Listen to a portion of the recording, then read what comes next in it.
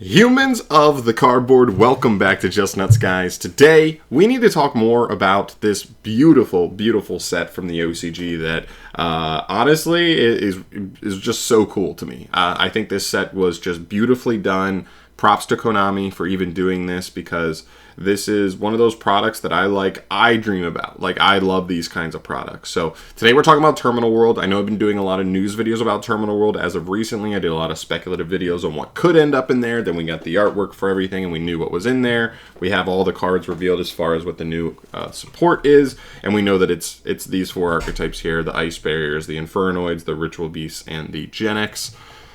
And it's just beautifully done. I think more than anything, the thing that makes me appreciate this set above all else is the execution, okay? We see this all the time, especially in sets that are this isn't a tiny set, right? There's how many cards? 146 cards, but there's literally only 16 cards that are new in this set. It's 4 cards for each of these archetypes and then 130 reprints. So, there's not a ton of new cards here, and usually when we see that, Konami tends to stay away from making anything overly good in those types of scenarios. They make interesting stuff, maybe stuff that's cool for those fans, but not anything super crazy. And I just think the execution here was so good. I talk about in core sets all the time with legacy support, how it doesn't need to make it necessarily tier 1 when they give legacy support to an archetype, but at least make it rogue playable.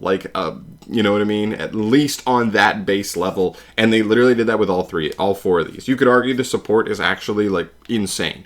Ice Barriers, literally 3 of their 4 cards are read like custom cards. Infernoids, their fusion, custom card. Genex, Link 1, custom card. And Ritual Beasts. I think more than anything, their new main deck monster and their new fusion are read like custom cards. They really went above and beyond in making all of these archetypes now, to me, are rogue level. Now, the OCG has Max C, and I don't think any of these archetypes particularly play into Max C very well. But I do still think that in the TCG, when these cards get imported, I'm looking at all these as potential new rogue decks to try out. Because you guys know I live in the rogue realm. So that's my sweet spot.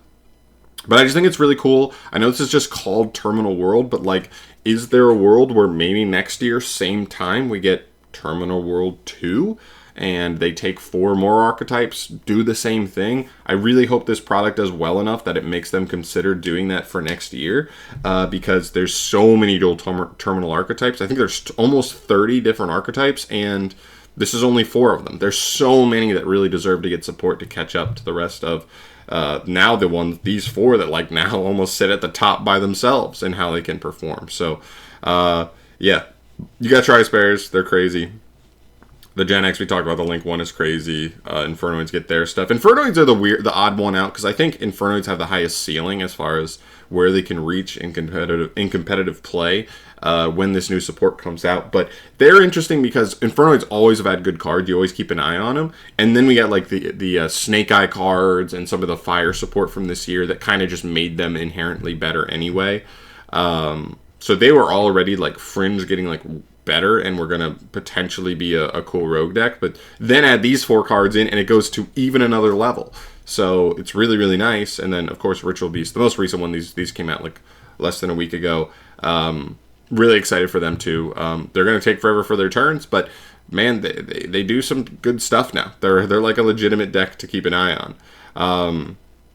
And so the last thing I want to talk about here is just, one, Konami, please, please, please make this set next year. I know that's a ways away, but here are all of the dual terminal archetypes. I made a quick preemptive tier list here with a couple basic tiers. The first one is Dunyan Rings. These are the 4 archetypes that just made it into this year's Terminal World. These are 4 archetypes that in the last calendar year have gotten support. That's actually pretty good. Gishki was actually, Gishki Sprite was actually one of the best variants of Sprite for a little bit in the OCG before they started hitting some of the Sprite cards. And we never even really got to play because they banned Elf before we even got the Gishki, the new Gishki support, which is kind of a bummer, but Sprite was a problem, specifically Elf. But yeah, so these 4 archetypes have gotten legit rogue plus level support in the last calendar year. So I would guess Konami would not venture to put them on on next year's set at all. Maybe Teller Knights or Constellars, just because they're such fan favorites, and like they really haven't been doing too much at all. They got like fringe regional tops here and there, but that's it.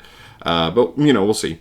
And then they have two more categories. The first one is the ready archetypes. These are the ones that are like honestly like not bad archetypes. Like even if they're not competitively relevant right now, you still read through these archetypes and you're like, these decks are not far away. They do not need a ton, right? So Zefra, just one of the best generic pendulum themes. I would love to see, this is probably my number one. If any of these got support, I would want Zefra more than anything. Yangzing, we know the Yangzing cards are scary, particularly because we already have some other good worm archetypes to combine them with. Shadal's, it's Shadal's. We know how Shadal's probably the best archetype out of all of these over the history of time from Dual Terminal. Evil Swarm. Evil Swarm's probably an unsung one. People may be like, Evil Swarm, dude, what? But if you actually read through some of their cards, they actually have some pretty nasty setups. They have some good trap cards. They don't really have any great spells, so they could definitely benefit from like some consistency, some ways to extend. But they actually do have some nice stuff, for sure. Specifically Extra Deck and some of their traps. But yeah, they would definitely need some engine boosters, for sure. Fabled. They actually got support not too long ago, but it's probably like 2 years old now. They do enough. They're like bad Dark Worlds, but if they got 4 cards on the level of these guys, what they got, then like I think they could actually become good Dark Worlds. Nekroz, we know how powerful Nekroz has been over the history of time. Kind of in power crept, but we'll see. Qliphorts, known for being a towers deck in competitive play. But again, they're not that far away. Dragoonity, straight up, like, Dragoonity's already still, like, an engine played a little bit in Dragon Link, so we know there's some good cards there, and then even their own version can actually do some pretty powerful stuff. And then Gem Knights, even though they don't really see competitive play, and, like, the most we've seen them be competitive has been, like, as part of FTKs, but to be an FTK deck, you have to have good engine pieces, so we know they have actually some really powerful engine pieces already. And then the poop archetypes. These are the archetypes that probably fall more into like the Gen X category. Most of these fall more into like the Infernoid category of like they're already competent archetypes. They just need a bump, which is why I think of all this support, Infernoid's got the most fair support, but that's because they were already the furthest along, right? So that's why the insane Link 1 here, the like custom cards that Ritual Beast got, and then like the crazy monsters that Ice Barrier got. Kind of balance it out, right? So these are the poop archetypes that are closer to Gen X. Ally of Justice, Flamvel, Gusto, Jurak, Laval, Mist Valley, X-Saber, Vylon, Worm, and Steel Swarm. Not that there's nothing here, not that these archetypes don't have anything going for them, but they're just closer to that realm where you're like, they may need all 4 of these cards to pull it together. Or like an insane Link 1. But, you know, they just don't, they're just not on the same tier as the archetypes above them. But either way, this is just such a cool set. If they did this like for 1 or 2 more years and got like 8, maybe even 3 more years and got like 12 of these archetypes knocked out of here, and maybe a couple of the other ones just get supported in core sets or somewhere else, right? And they kind of really just try to, as a whole, really bring up the dual terminal lore and kind of catch them up to modern day. That's just so cool, right? Like, I don't know, I just love the idea of that, not letting them just like lay to waste, except for like maybe 1 or 2 of them getting support a year, you know what I mean? So hopefully they keep it up. Just a little breakdown here, just kind of an appreciation post for this set. Keep it up, Konami. Hopefully this does really well for you and you want to do this again, or like it's just you need to do it again because the money's too good. But we'll see. But I'm out of here today, guys. Thank you so much for watching, as always. Let me know your thoughts down below on this set overall, now that we have everything announced. There's also some alternate arts for these archetypes as well. I think each archetype got 1 alternate art card confirmed, which is pretty cool as well. Like, that's just a little added bonus here. I didn't really mention that because that stuff won't come to the TCG for a while, but you know, it's cool to see. It's just a nice little bonus for the set. I'm out of here, though. Thank you so much for watching. Let me know your thoughts down below in the comment section, and I will see you guys in the next video. Peace.